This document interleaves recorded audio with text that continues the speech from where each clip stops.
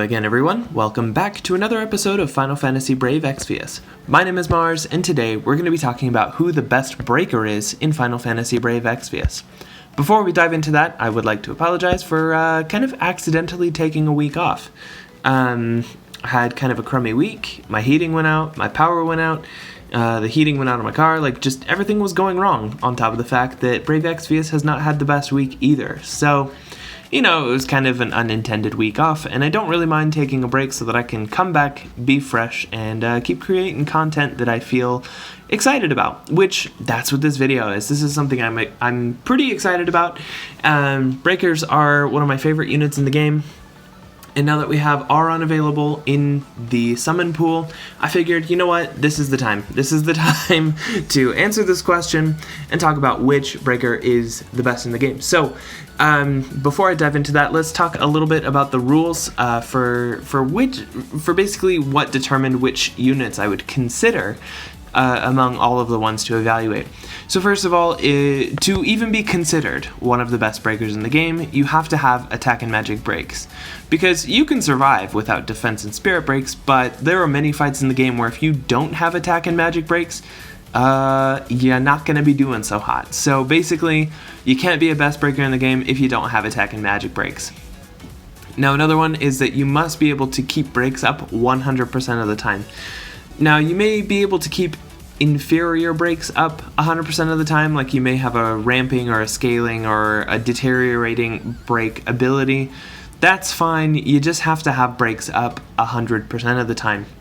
Now, in this video, we're also only talking about 7-starable units only. I may mention a unit that can be 7-starred, but is also useful at 6 stars if they are notably useful at 6 stars. And then in addition to that, breaks must be 60% or greater. This is referring to their primary rotation. This may include units that have breaks that are lower than 60%, but as part of their general rotation, they should have 60% or greater. Otherwise, they can't even be considered for best breaker in the game. So, I'll also talk about some of the considerations that went into these rankings, because a lot of people may not necessarily understand all the things that I'm weighing and how I'm weighing them. So first of all, the strengths of the breaks are going to be very important in terms of the evaluation. Because of the exponential returns that you gain on increases in breaks, strength of breaks is going to be pretty important.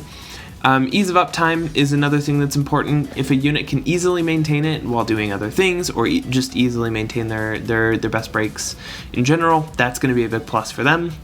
And then after that, additional support abilities are going to be important to look at. They're definitely not a determining factor for all units and for the rankings, but they are important to keep in mind. And then the last thing that I look at is kind of their overall effectiveness as a unit. And this is kind of an opportunity for me to take a very vague stab at saying, you know what, maybe this unit's not the best breaker in the world, but when you put everything together about the unit, they make an impressive kit, and it makes them like a high value unit in general. So those are kind of the things that I weighed out when formulating this tier list. So I basically broke it down into 3 separate tiers. We have our B tier breakers, our A tier breakers, and our S tier breakers.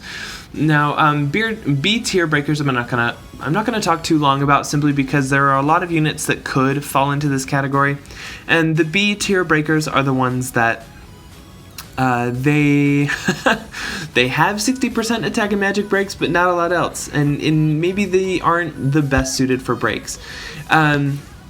So for this one, Ramza sits on the top of the pack. He's the best among the B tier breakers, so he's he's kind of king of the uncool kids, because he does have dual castable single target, 60% breaks for all 4 stats, and he can also do a few other supporty things such as Entrust or Hero's Rhyme. Not the most amazing unit in the game, but against a single target, he can definitely get the job done.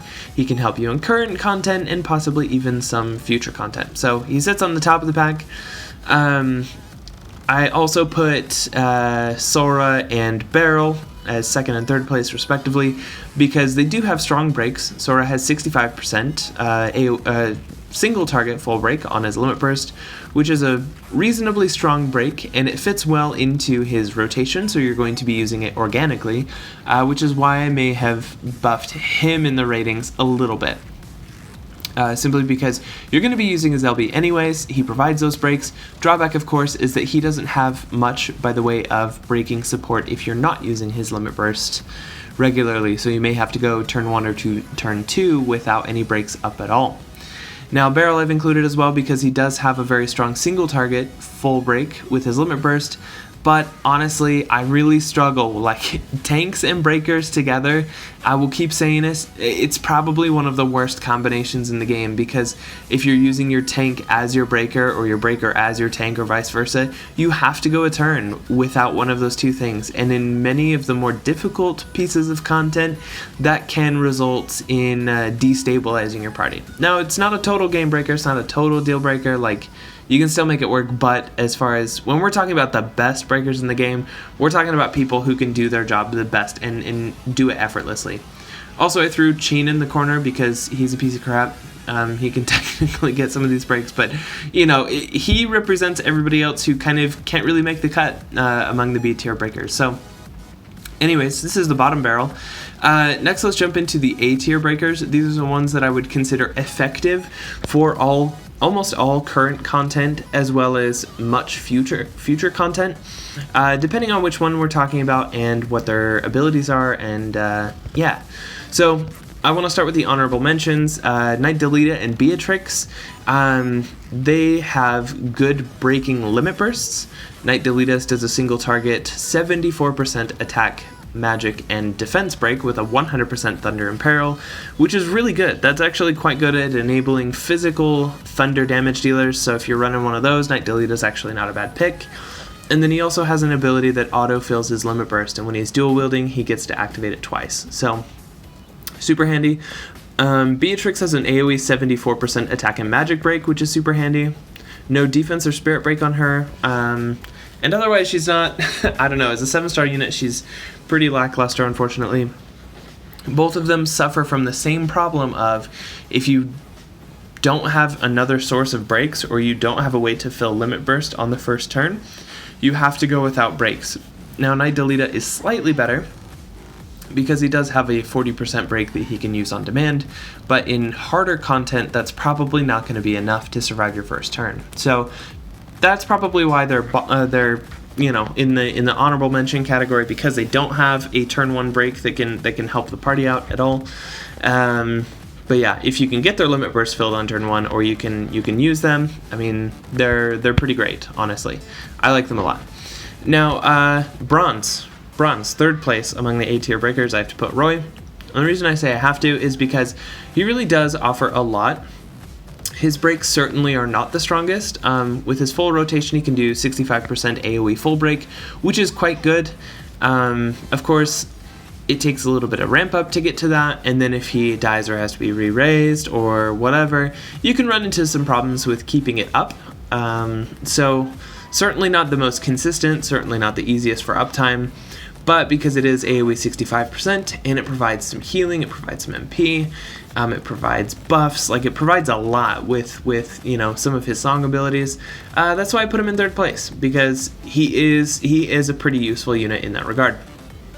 Now, silver, or 2nd place, is going to be Machina, and I strongly feel that Machina, he's got an underground cult of people who are a huge fan of him, but honestly, I don't like him at all, because, and the reason why he's 2nd place in this case is because he does have on-demand 70% breaks, which, if you need breaks, if you need them, and you don't have anybody else that's ranked higher than him, he can get the job done. However, if you want to maintain his strongest possible break, you have to use it every single turn, because it's a deteriorating break. So turn 1, it's 70%, turn 2, it's 55, I think, and then or it's maybe 60, I don't know, and then turn 3, it's 45. So you either have to be breaking every single turn, or you have to deal with the fact that you're going to have a turn where the boss is broken a lot less than it normally would be, and this can make a pretty big difference for people trying to survive.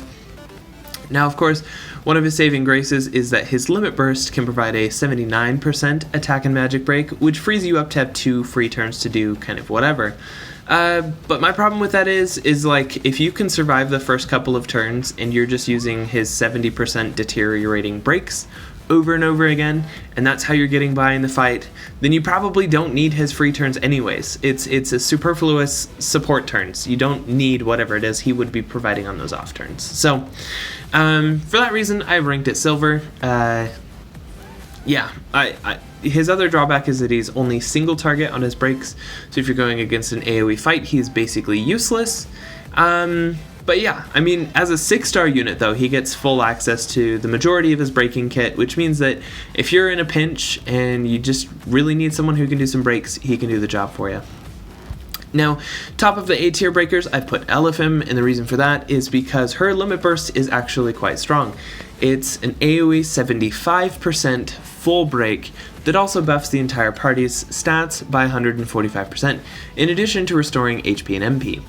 This is a pretty strong limit burst. 75% is a very high amount of breaking. Of course, the trouble is that you're not going to have her break her limit burst breaks on the first turn, which means that you have to survive a turn or two on her 55% breaks, which they're not that amazing. But if you can get to the point where you're using her limit burst every 3 turns, she's honestly amazing. So she can fit that role very well. Also, the nice thing is once you use her limit burst, you have 2 free turns to use other abilities that actually can benefit your party. You can have her use a song that heals the party. You can use one of her abilities that fills limit burst for the party and increases limit burst fill rate. Lots of options, really robust support kit in our off turns, and that limit burst, it really is good. So if you can work around the limitation, it is very worthwhile. So honestly, that's why Elephim is top tier of the A tier breakers. But that limitation of not having breaks available or strong breaks available on turn 1 is ultimately why she is not in the S tier. So that's my ranking for A tier ones. In my opinion, if you have one of these units, you can get by, but the S tier breakers are definitely an upgrade. I would say the only exception may be Elephim, or it may be Machina. Actually, any of them on the pedal. Well, yeah. Just wait until content is roadblocking you before you decide to like UOC an S tier breaker. So, because all of these breakers can do great for current content. So, no worries there, and they can help with future content. And Elephim may even be a very useful unit for future content, like very hard content, because her limit break is that good. So, anyways, moving right along to the S tier breakers. Now, don't react, okay? Don't go to the comments yet, okay? Just wait. Just wait. You have to hear me out before you decide whether or not you agree with me, okay? Because I've put a lot of thought into this. And here's the thing. Honestly, I think all of them are basically gold medalists as far as S tier breakers are concerned. All 5 of these breakers are outstanding. All of them have very strong breaks. All of them have good supporting abilities, and all of them can get the job done. If you have any one of these at 7-star, you're set. You're fine. Like, you have exactly what you need. So, just because a unit that you like is sitting at bronze or silver and not gold, don't get too upset. I'm going to explain some of the things that really, for me, just in my experience, because I've used all of these units, and I've used them all many times, and I can tell you there are certain things about them that just lend so much to their utility.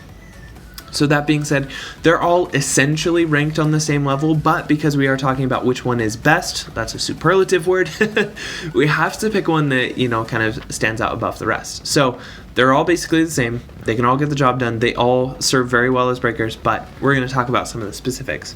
So we're going to start bronze, and I think all the bronze are legitimately equal amongst each other. They all have different quirks or things that make them better than one another.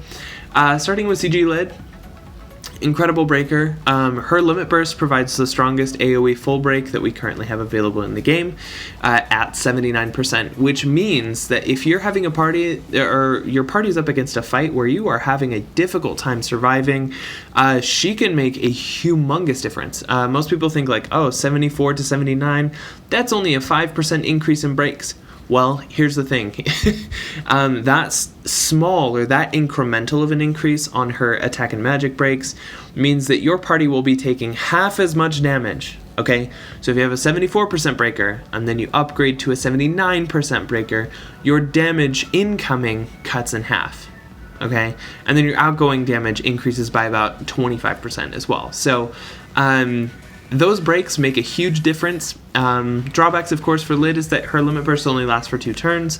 It's not too difficult to fill, but if you don't have it available, her backup breaks are not super amazing. And then her other supporting skills are fairly lackluster. She doesn't have any imperil options, and then any of her other supporting skills are not that amazing, just in my opinion. I don't tend to use them a lot. I use her for her limit burst, which is amazing, and then she has like 1 free turn to kind of dick around and do whatever, and then she has to limit break again. So as far as turn effectiveness and uptime on breaks and stuff like that, she not the most amazing unit, but that break percentage is huge. So I highly recommend her for people who are having a difficult time surviving trials, because that 79% attack and magic break is going to make a big difference. Now, Kryla, this is probably one that I've used the least. However, I think Kryla has a ton to offer in her kit. She is certainly one of the most robust in terms of all of the other supporting things that she can do. She can imperil virtually every element. She has status ailment infliction. She can maintain 74% breaks quite easily. I think one of the things that makes her quite a bit different from the other 7-star breakers is that her limit burst doesn't actually provide a break. All of the other units in this top tier, it's their limit burst that provides their strongest breaks, but in Kryla's case, it's actually a cooldown skill that will break all opponents by 70%, and then it's 2 unlocked abilities that will break attack and magic and defense and spirit, respectively, by 74%. Now, most people think cooldown skill, that sounds horrible because, a lot of times you aren't able to have perfect uptime with a cooldown skill, but in Kryla's case, that's not true. Kryla is able to use her cooldown skill, and when she needs it again, it will become available. The cooldown is short enough and the unlock is long enough that uptime is really no issue. The primary concern comes in when she dies unexpectedly, I believe, because I'm pretty sure. Somebody correct me if I'm wrong, okay? If I'm correct about this, if Kryla dies, she loses her main AoE 74% breaking skills and has to lean back on her single target ones, which she can dual cast and they can get you by against a single target, which can be a major pain because you have to wait until that cooldown is available again. That being said, Kryla is also one of the tankier breakers because she has innately high spirit. Her builds favor spirit quite a lot, meaning that if you have a physical cover tank, it's going to be pretty much impossible to kill her. So I would say that that's a minor problem at worst. And then the other thing is that her breaks, her 74% attack and magic and defense and spirit breaks, respectively, require 13 limit crystals. She does have limit crystal fill support in her kit, which is super handy for helping to keep that up. But also, if you're just unlucky or you haven't planned out the encounter or whatever, and you don't have the limit crystals you need, you will not be able to break with her AoE 74% breaks. So, a lot of considerations with Kryla because she is the most unique in the list. That being said, amazing unit. Offers a ton of great stuff. Now, for the third unit that I've placed in third place, we have Auron, and this may be a little bit controversial, but it's because Auron's breaks are amazing, okay? 74% AoE full break on his limit burst with a fire and wind imperil. And he also has another skill that allows him to break.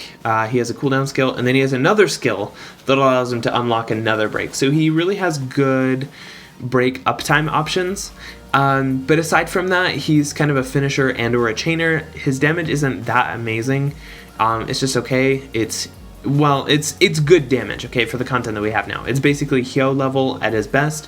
The thing that I find conflicting is if you're not able to use his limit burst every 3 turns, then you're going to be eating out of damage rotations to maintain those limit bursts, or to maintain those breaks. But otherwise, an amazing unit. Yeah, I mean, he and Loren, and we'll talk a little bit more about Loren, they're basically similar sort of idea. They're units that are primarily breakers, but also can damage. Not the most amazing damage dealers, but they also provide some of those imperils. So the imperils are, I think, what are handy for Auron and Loren as well. So Auron, amazing unit. If you have him, you're set for breakers. Honestly, he's awesome. And speaking of Loren, her and Auron are so close. Her damage is definitely lower than Auron's, especially because of his ability to equip True Double Hand and go that route. However, Loren has better limit fill support, in my opinion. Well, that's not even my opinion. Her cooldown skill buffs limit burst fill rate for the entire party by 150%. So when you open with that in a fight, she's opening with extra limit fill for your party, which is super handy, especially because of how much you rely on her limit burst throughout a fight. And then in addition to that, Loren has Aureole Ray, chaining ability, which it's not that good of an attack, okay? And Aureole Ray is not that strong of a chaining family until Axstar comes around, okay? So you gotta understand, I'm not hyping up this ability because it's strong or because it's amazing, but it hits a billion times. It hits like a billion times. It's like firing a machine gun. And because it hits so many times and it hits all of your enemies, you can basically knock every available limit crystal out of all of your opponents every single turn, which makes filling limit burst for the entire party very easy. Now, of course, there will be times where that ability is resisted or immune because it is wind and thunder element, but any fight against which she can activate that, you're going to have limit bursts left and right. You're not going to have any issues keeping those filled. So that's why I inch Loren out just a hair above Auron. I know you're trading a little bit of damage between the two where Loren can't quite do as much, but honestly, don't kid yourself. You're taking separate damage dealers anyways. Like the damage that they put out is relatively like non-essential. So now speaking of breakers and damage, 2B, top of the pack. She is the best breaker in the game, and I would even contend that she's the best unit in the game. And the reason that I think that is because even though she doesn't have an imperil on her limit burst like some of the others do, or her limit burst is only 74% breaks as opposed to like 79 with Lid, 2B as an entire unit and the way that her kit synergizes and builds on itself is so intelligently designed that none of the other units can really compete with it. Like, sorry, no dice. Because when you think about it, Loren or Auron, their LBs don't do a lot of damage. They do reasonable damage, but they don't do a lot of damage. 2B's limit burst does a truckload of damage. It does a ton of damage. In addition to that, it's her ability that breaks all enemies by 74% for all stats. Okay, so you're going to be wanting to use her ability for damage and for breaking. And the nice thing is that the frames on her limit burst are short enough that you can use longer frame chainers, like a tornado chainer, if you want to use her as kind of a quasi-finisher with her limit burst. Or you can use her as a chainer and just bring 2Bs, and then you would have breaks up all the time. You would chain them together for outstanding damage with their limit bursts, and you would keep those breaks up at the same time. Now, the other thing that puts 2B above everyone else, and this is the big one, is that she has True Charge Blade, or whatever it's called.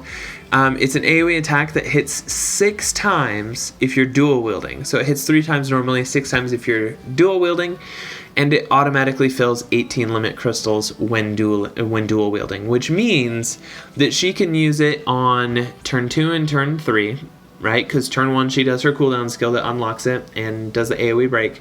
Turn 2 she fills her limit burst. Turn 3 she fills her limit burst. And then turn 4 she can start limit burst spamming. And it does a ton of damage. But here's the other thing about True Charge Blade, or whatever it's called. She can chain it with another 2B. And it's her most powerful non-limit burst chaining ability. So not only does she fill her own limit burst, and it works against enemies that resist her damage, okay? Like if for whatever reason a boss is immune to physical damage, it will still fill her limit burst. Loren cannot say the same, and Auron could not say the same. Like anybody else who tries to do it, they can't do it. But because it's coded into the ability itself, 2B can fill her limit burst regardless of whether or not it actually does damage. So turn 1, pop that cooldown. Turn 2, start using True Charge Blade. Chain it with another 2B if you're looking for great damage. And then turn 4, you can pop those limit bursts. And whatever you're up against is probably already dead by this point. But if it's not, it's not going to last long. And that's why I have to place 2B above all the other breakers. It's simply because her kit as a complete picture makes more sense than anybody else's.